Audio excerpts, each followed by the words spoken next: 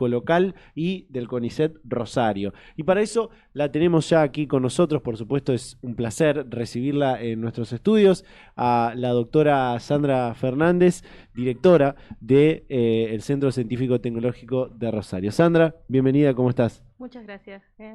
Un placer acompañarlos. Venimos hablando sobre lo que le está pasando a la universidad, lo que le está pasando a la educación, por supuesto, a la ciencia y la tecnología también, pero para que nos cuentes desde adentro cómo es la situación, cuál es la realidad que están viviendo hoy los científicos, los investigadores, los trabajadores científicos de nuestra ciudad. Mira, la situación es bastante compleja. No estamos ya en el mes 10 del año 24. Esta situación comenzó a plantearse como muy difícil desde enero. Podríamos pensar, decir, desde la Asunción, pero me parece que el mes de enero fue el más agudo. Y significa, digamos, la verdad, un golpe muy fuerte.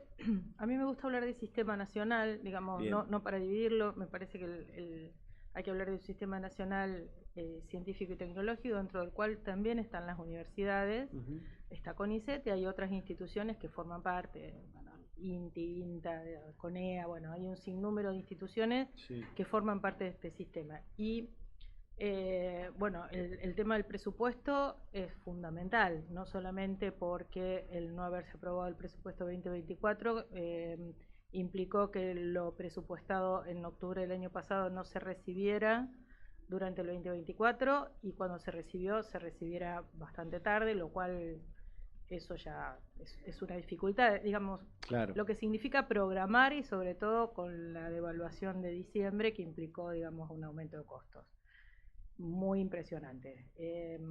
Y por otro, la cuestión del funcionamiento, como te decía, es muy severa, pero bueno, la cuestión de recursos humanos también lo es. Y lo de los recursos humanos, bueno, tiene muchísimas aristas para tratar. Eh, yo te diría que en las condiciones actuales uno puede pensar casi en que el golpe ha llevado a un retroceso en términos de las potencialidades y de crecimiento de ese sistema muy importante Claro. que va a impactar en los próximos años de una manera muy aguda. Tiene que ver con ausencia de financiamiento, la limitación de líneas de investigación, la partida de recursos humanos, sobre todo jóvenes, que eso es lo más Claro. interesante para tomar en Sí, consideración, sí.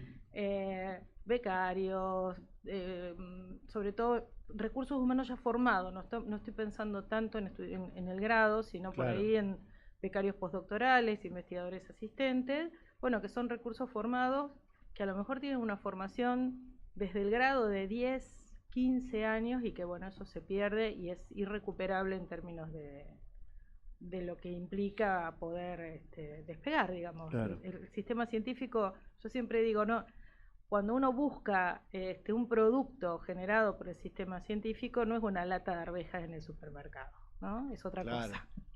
Es otra cosa. Así que bueno, para mí es trágico. Lo voy a decir así en Bien. términos.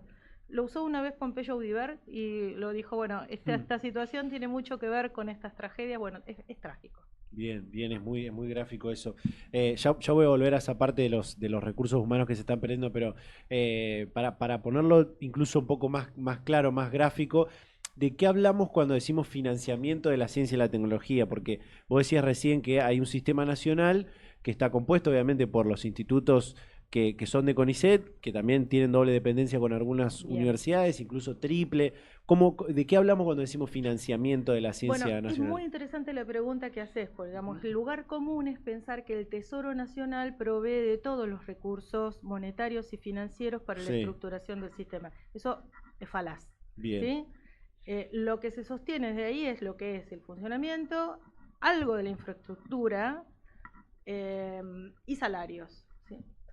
Ahora, las líneas de investigación, todo lo que se genera a partir del desarrollo de investigaciones, sobre todo las grupales, provienen de todo un sistema de financiamiento que hasta diciembre del año pasado formaba parte, tenía una directriz por parte del Ministerio de Ciencia y Tecnología de la Nación, con otra institución como es la Agencia Nacional I+D+I, que era la que proveía de recursos para estas líneas de investigación, para algo que también se hace mucho énfasis y no se contempla, que venía siendo muy funcional desde hace muchísimos años, que es la cantidad de proyectos que tenían vinculación con el espacio productivo.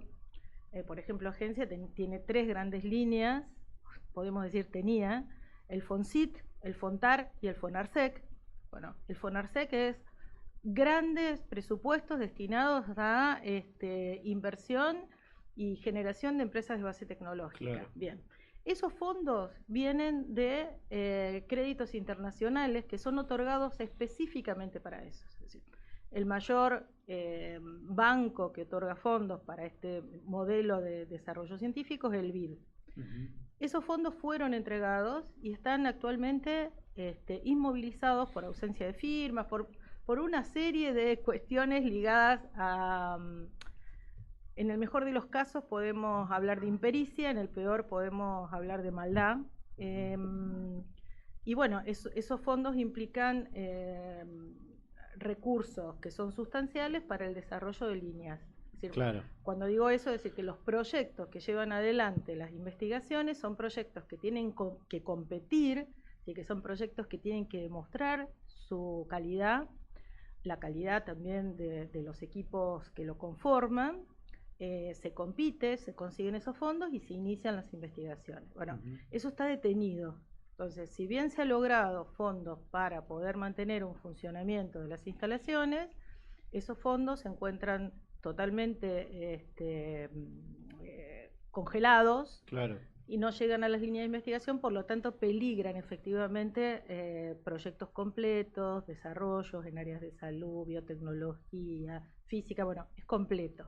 Claro. Por otro lado, esos fondos que ingresan también tienen que ver con obras que van, por ejemplo, nosotros acá en Rosario hay obras que están detenidas, que venían de un programa que se llamaba Construir Ciencia, que venía justamente de esos fondos. Es un proyecto que tenía que ver con un invernadero que iba a estar implantado en lo que comúnmente llamamos Siberia, pero es el CUR, muy cerca también del CCT Rosario. Bueno, entonces tenemos una inmovilidad, un congelamiento, unos procesos además de deterioro sustancial de lo que son las instituciones ligadas al desarrollo científico y tecnológico, y también la educación, porque digamos van asociadas, que para mí, que tengo muchos años dentro del sistema, nunca había observado, ¿no? Esto tiene un nivel de virulencia, y vuelvo a repetir, digamos, esto de dinamitar lo que son las estructuras y las cadenas jerárquicas de funcionamiento del Estado. Bueno, y ni qué hablar de lo que es el incumplimiento de la ley de presupuesto, digamos. Claro, bueno, esto afecta directamente. Y por otro también señalar que lo de las universidades no implica solamente todo lo que es la educación superior, digamos, que es central, que es algo que tiene una marca de identidad en nuestro país, sobre todo desde la reforma en adelante, sino que las universidades también están involucradas dentro del desarrollo científico. Como vos bien dijiste, buena parte de las unidades somos de doble dependencia, CONICET, UNR, y en el caso particular del CCT Rosario, todas las unidades ejecutoras son de doble dependencia. Nosotros somos un CCT que está totalmente vinculado de forma exclusiva con la UNR. Hay otros que no, que digamos que tienen más de una universidad o tienen, digamos, también articulación con otros organismos, como te dije antes, CONEA, INTA, gobiernos provinciales, que también pueden estar gestionando, digamos, política pública en ciencia. Recién decías esto de cómo pareciera estar esta vocación de desaparecer todo eso que estuvo establecido durante mucho tiempo, todo esto que parece un rol del Estado, pero en realidad es incluso más allá, porque muchas de las cosas que se investigan después hay articulaciones con los privados, son cosas que se exportan, no solamente material, ¿no? y valor, sino investigaciones y conocimiento. ¿Cree que hay una vocación, un principio ideológico para esto, para arrasar con esto, o realmente está esta cuestión de el déficit cero, una cuestión más fiscal, más económica? La verdad yo me inclino por la primera, tus premisas. Me Sí. parece que hay una cuestión profundamente ideológica en una destrucción de estas estructuras de Estado que forman parte también de estos mecanismos, no solamente de conformación de áreas de desarrollo Ujú, y de perspectiva de país, ujú. sino también son marcas simbólicas, sociales, que también son muy importantes en la constitución de la identidad de un colectivo Claro, social. claro. Entonces, bueno, por eso, digamos, el impacto que tiene el veto a la ley de financiamiento universitario lo muestra. Que Sí. bueno, hay amplios sectores de la población, en muchos casos podríamos especular que personas que han votado al actual gobierno y sin embargo se están movilizando porque ven, digamos, justamente agredido algo que consideran un bien común, un bien social, digamos, para mantener. Además, también hay cuestiones que, a ver, el CONICET surge como un proyecto, que surge en 1958, pero es un proyecto previo que tiene que ver con cómo se están pensando los estados en el siglo XX y cómo se están pensando también la perspectiva de un desarrollo científico, de una ciencia básica que se pueda aplicar y que se pueda escalar rápidamente, digamos, y que genera, digamos, un fuerte impacto en el sistema productivo. Hay un sinnúmero de ejemplos que uno podría dar y en eso, digamos, instituciones como la nuestra demuestran ser muy eficientes, Sí. muy eficientes. Se ven los Eh, rankings, ¿no? Estos de no solamente vos tenés los rankings Simago y Simago otros. internacionales, Sí. sino también cuando uno ve, digamos, el impacto que uno tiene en la Ujú. asistencia al mundo productivo regional, la asistencia que se tiene hacia los espacios de gobierno, Ujú. municipales, locales, la potencialidad que existe, digamos, en el trasvasamiento de estas ideas. Por ejemplo, tuvimos una epidemia de COVID hace poco más de 3 años, ¿no? Sí. Bueno, había investigadores que venían desarrollando desde el año 2000 el desarrollo de kits, primero dedicados a papiloma humano, Ujú. después habían, digamos, avanzado hacia otras instancias, dengue. Bueno, cuando llegó el COVID, ese desarrollo que se venía dando desde el año 2001, 2002, permitió un despegue, digamos, porque la plataforma de los instrumentos para la generación de estos kits ya estaban desarrolladas. Lo que se tuvo que cambiar es el vector sobre el cual se trabajó. Claro, Bueno, claro. entonces no es que se sacó, digamos, de una galera el kit, sino que, bueno, había un trabajo previo. Bueno, tiene que ver con eso, tiene que ver con el intercambio internacional, tiene que ver en considerar a la ciencia y educación como valores, más allá de de los ataques indiscriminados. Si uno se fija también en las encuestas, que, bueno, están muy... todas las semanas, casi todos los días, tenemos encuestas que van midiendo Sí. distintas cuestiones de la política, muestran que las universidades y el CONICET siguen teniendo una aprobación superior al 65-67% de la población. Es altísimo, ¿no? Sí. Y también, bueno, que son instrumentos que en todos los países considerados más desarrollados y demás existen.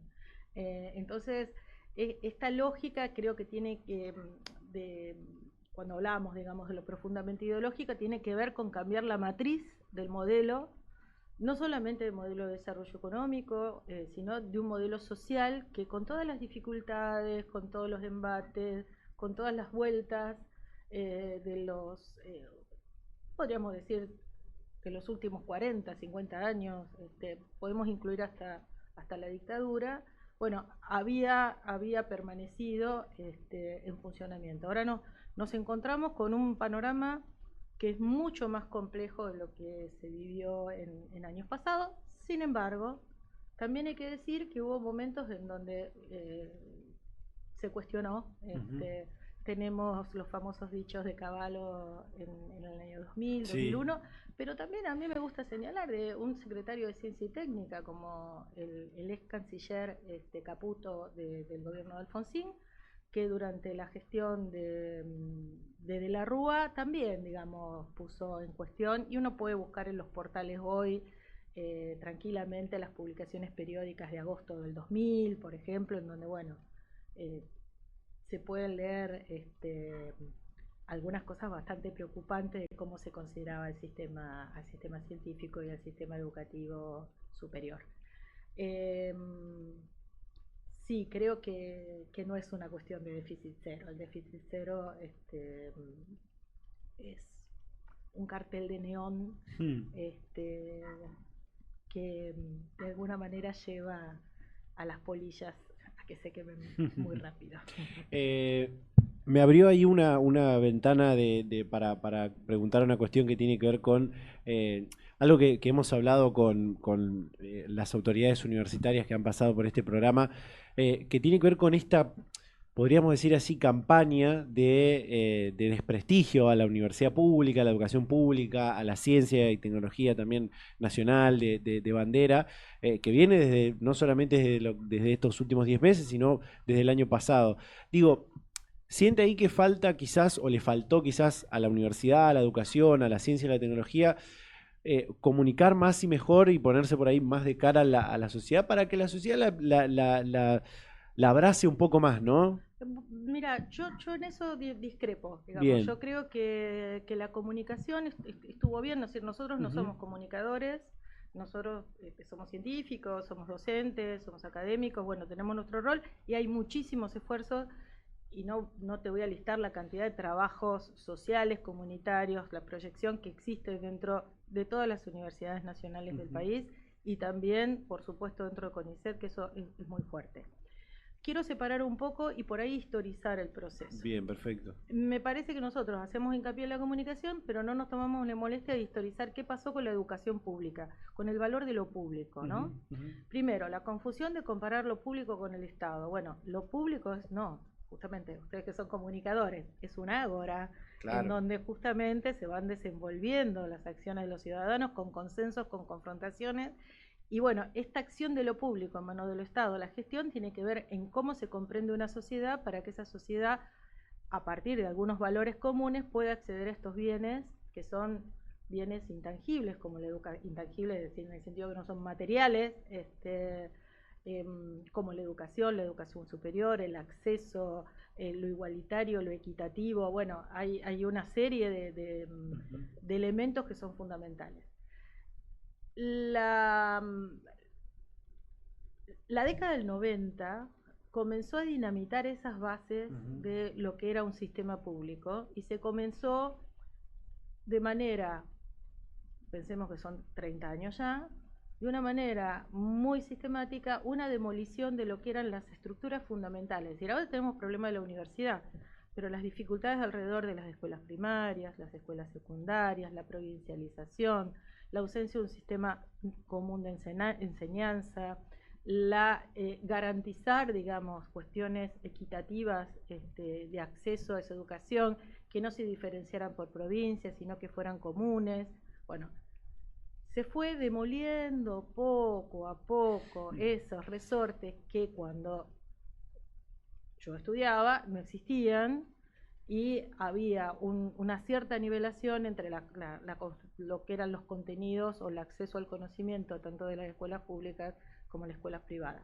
También nos podemos ir más atrás, es decir, nos podemos ir a la discusión de laica o libre del año de Frondizi, es decir, bueno, sí, cuando se habilitó, y ese proyecto que también se desconoce un poco, cuando se habilita que aparezcan las universidades privadas, bueno, hay varios estudios que están mostrando que hay un grupo dominante que está realmente decidido a poner entre paréntesis cómo se estaba formando en la Universidad Pública Argentina los cuadros dirigenciales. Bueno, claro, entonces hay que verlo ahí, digamos, es un largo proceso que tiene muchos costados y que nosotros hemos ido poco a poco cediendo.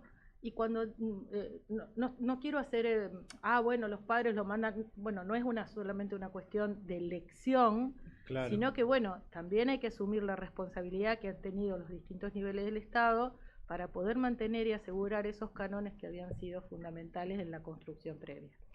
Y llegamos a la universidad. Entonces la universidad es el último baluarte de esa educación pública, que sigue teniendo una importancia sustancial y que sigue siendo uno de los referentes, porque bueno, las universidades son nacionales, son autónomas. Vos fíjate que una de las cosas que aparece por ahí en los medios es la provincialización de las universidades. Bueno, parece un calco de lo que sucedió en la década del 90 con la provincialización de los sistemas secundarios de enseñanza. Claro. Atomizar, marginar, bueno. Eso exige una reconstrucción de contenidos, de sistemas, de programa y de proyecto. Entonces, bueno, claro que hay que defender lo público, pero hay que defenderlo no exclusivamente desde lo retórico, sino conservando memorias institucionales y proyectos a futuro. Me parece que este es un momento en que no nos tenemos que quedar exclusivamente en la lógica de la supervivencia o de la resistencia, sino que esta también es una excelente oportunidad para poder hacer un balance y hacer un proyecto a futuro para esa defensa de lo público. Lo público es un bien común, es algo que tenemos que defender y que va más allá de a dónde mandemos a nuestros hijos, si va a una escuela privada o una escuela pública. Además, la cuestión de una serie de cuestiones sesgadas, porque si nosotros tomamos a un papá que manda a un niño a una escuela privada y le preguntamos, ¿quién paga el salario del docente que va a tener? Y es el Estado. Claro. Es decir, hay muy pocas escuelas, porque bueno, el Estado también asume garantizar la educación privada a través de una serie de requisitos. Bueno, además hay escuelas privadas que cumplen un rol fundamental, escuelas parroquiales, escuelas donde no puede llegar, en donde no existen escuelas públicas. Bueno, hay que realmente ponerse a evaluar qué es lo que sucedió. Y como te decía, me parece que hay que tener un resguardo de las memorias institucionales y hay que tener proyectos. Sandra, me está gustando muchísimo todo lo que estamos charlando. Me queda una o dos preguntas más. Y una que tiene que ver con algo que también se dijo en esta especie de campaña que mencionaba antes, que tiene que ver con las prioridades que quiere tener o por lo menos lo que esbozó en algún momento como prioridades a la hora de financiar la ciencia y la tecnología, este gobierno nacional actual, que es esto de pasar las investigaciones y los proyectos científicos a las ciencias básicas y a las ciencias duras, ¿no? Que se dijo en un momento no era tan necesario preocuparse tanto por las ciencias humanas y sociales. Bueno, a usted la toca muy de lleno porque viene de la Facultad de Humanidades y Artes y demás, y ha hecho muchos trabajos en ese sentido. Pero digo, primero, ¿cómo investiga hoy el CCT de Rosario? ¿Cuáles son los parámetros que hay ahí, las ciencias básicas y demás? ¿Y qué podemos decir de esto que se dijo? Mira, es una pregunta fantástica. El CCT de Rosario tiene 2 institutos. Bien.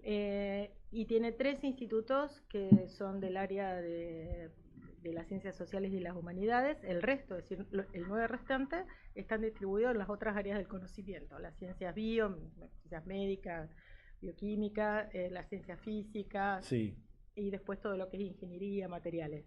Bueno, eso se cubre de manera plena. Justamente, cuando hablan, digamos, no tenemos que dedicarnos a las ciencias sociales. Bueno, el gobierno está haciendo todo lo contrario, porque bueno, las ciencias sociales necesitan una menor cantidad de insumos, una menor cantidad de recursos económicos, y institutos que se dedican a las ciencias básicas necesitan una gran cantidad de insumos importados, te diría superando el 90%, necesitan sostener equipamiento de alta performance, que es fundamental, es decir, asistir, servicios, repuestos, que en esta lógica que impone este gobierno son los primeros que van a estar sumamente deteriorados. Es lo primero que se va a deteriorar. Entonces, volvemos siempre a estas cuestiones tan falaces, como dije antes, que este gobierno decir, bueno, las ciencias sociales, bueno, las ciencias sociales van a poder sobrevivir. Nosotros seríamos como los mamíferos ante el meteorito, ¿no? Claro. Mientras que las otras disciplinas, líneas completas de investigación van a tener que revisarse, reformularse y en muchos casos hasta quizás queden totalmente obturadas. Por otro lado, las ciencias sociales tienen una gran cualidad que es un profundo espíritu crítico, es decir, bueno, Claro, sí. entonces, claro que es complejo, porque es esto que te estoy diciendo, bueno, historiza procesos, comprende, maneja teoría, articula, digamos, una de las grandes tareas que nosotros hacemos en el CCT es la transversalidad, es decir, no tenemos esta diferencia entre ciencias sociales y el resto. Digamos, hay un trabajo conjunto, hay muchos proyectos transversales, hay cosas que se realizan de manera no exclusivamente con investigación de base, sino con cuestiones más instrumentales, digamos, Claro, claro. de equipamiento, bueno. Por lo cual, las ciencias sociales son incómodas, y creo que por eso muchas veces se bate el parche con estas cuestiones de que no nos van a dar más financiamiento, pero yo te digo, las más dañadas por esta política son las disciplinas experimentales, la investigación básica más dura, que ya ve totalmente limitado su crecimiento. Ni que hablar lo que significan los recursos humanos, ¿no? Y la pérdida de recursos humanos que ellos forman, que son recursos humanos que necesitan el laboratorio, necesitan la mesada, necesitan estar ahí instalados. Me parece que no es una cuestión hacia adentro de nuestras disciplinas, por más que algunos digan, ay, sí, qué bueno, las ciencias sociales no. Eso es algo que ya se resolvió. ¿Viste como discusiones viejas? Sí, bueno, esto se resolvió total. en los años 60. Y lo resolvió nada más y nada menos que Rolando García, que discutió plenamente la incorporación de las ciencias sociales al CONICET, y ni que hablar en las universidades. Ninguna universidad del país, de las nacionales, no tiene carreras dentro de la gran área, todo lo contrario. Claro, claro. Son hasta complementarias. Bueno, sociología, por ejemplo, no está acá en Rosario, pero por supuesto está en la UBA, está Córdoba, bueno. Importantísimo, importantísimo. Sandra, hago la última que tiene que ver con, bueno, este programa pretende o tiene la intención de llegar a una generación más joven, eh, que quizás está en etapa universitaria o incluso a los jóvenes de estudiantes secundarios, que obviamente no vivieron toda esa parte crítica que vos mencionabas antes. eh, y por eso me gustaría preguntar para cerrar si estamos siendo contemporáneos, los jóvenes que tendrán hoy entre 16 y 20 y pico de años, estamos siendo contemporáneos a una nueva fuga de cerebros en este contexto, ¿no? Sí, sí, lamentablemente, pero cuando te digo fuga de... Uno habitualmente utiliza, viste, Sí, es un buen esa título. imagen, ¿no? Sí, Pero bueno, tiene que ver también con las posibilidades de vivir dignamente de claro. lo que estudiaste y de lo que te formaste. Y sí, lo están observando y ellos van a justamente... mira, eso se observa en los escalafones muchas veces. Cuando uno asciende en la carrera de investigador o en la carrera docente, vos veías, por ejemplo, en la dictadura, en los docentes, ese nicho, ese faltante, una generación que no estaba. Bueno, y esa generación nos va a faltar, es decir, estos jóvenes de 16, 20 años no van a tener esa imagen de las jóvenes de 30, que no van a estar para acompañarlo. Es decir, vamos a ver que ahí va a haber un espacio vacío, y como te dije antes, que no se puede llenar, se puede llenar otra vez con un programa Raíces que vuelva a radicar estos investigadores. A ver, la gran preocupación es decir, otra vez vemos lo mismo, claro. Otra vez, es como decir, bueno, pasó una vez, pasó 2 veces, ahora pasa 3, es decir, no tenemos capacidad para poder comprender, incorporar transformaciones, y ahí sí tomo algo que vos dijiste antes de reflexionar sobre la comunicación o el balance. Claro. Me parece que ahí sí hay una falla, ¿no? En no haber podido generar una correa de transmisión más eficiente con estos jóvenes, adecuándonos también a las discusiones más actuales, más contemporáneas, y por otro lado me parece que nosotros estamos en un proceso global que todavía no terminamos de asimilar, que tiene que ver con una transformación explosiva de las formas de la comunicación, los instrumentos al partir de los nos comunicamos, cómo se genera opinión y además cómo esa opinión está en muchos casos siendo la antítesis de un pensamiento científico. Es decir, ¿viste cuando vos decís el pensamiento científico tiene un objeto, tiene un método, tiene toda una serie de justificaciones y argumentos para sostenerlo? Claro, la opinión no. Claro. Vos podés tener opinión fundada, que eso estaría bien, pero en la mayoría de los casos la opinión no está fundada. Entonces, bueno, trabajar sobre esos sentidos comunes, romper esas estrategias, y bueno, me parece que hay un horizonte que también hay que mirar críticamente, no la comunicación, sino los instrumentos de comunicación a partir de los cuales se están generando estos sentidos comunes. Y la inteligencia artificial hoy es algo que hay que prestarle muchísima atención en la generación de sentidos comunes y conocimiento. Entonces, a estos jóvenes hay que hablarles mucho, y volviendo al tema educativo, me parece que hay que hacer una labor bastante más temprana dentro de las estructuras de la educación secundaria.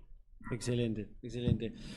Sandra, realmente ha sido un placer, un lujo haber charlado este rato sobre lo que le está pasando a la ciencia y la tecnología. Y bueno, esperamos dentro de un par de meses o un tiempo más volver a hablar de hacer otra charla para hablar de otras cosas también que tiene la ciencia, algunos proyectos muy buenos que está teniendo aquí Rosario. Sería buenísimo, digamos, para además ver la paleta de proyectos que hay.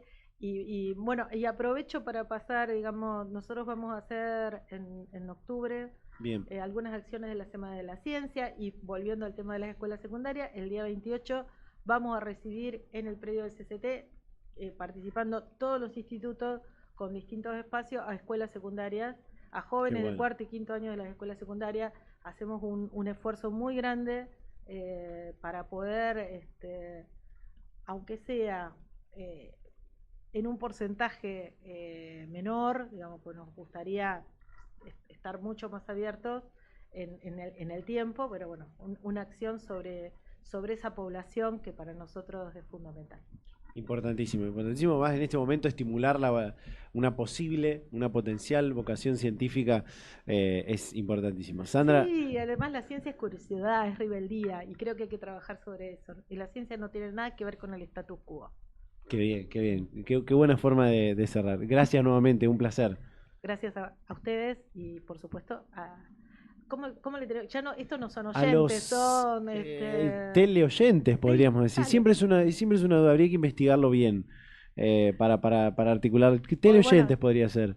Perfecto. Teleoyentes. Muchísimas Sandra, gracias. Gracias nuevamente. Bueno, nos vamos a hacer un separador rápido, ya está.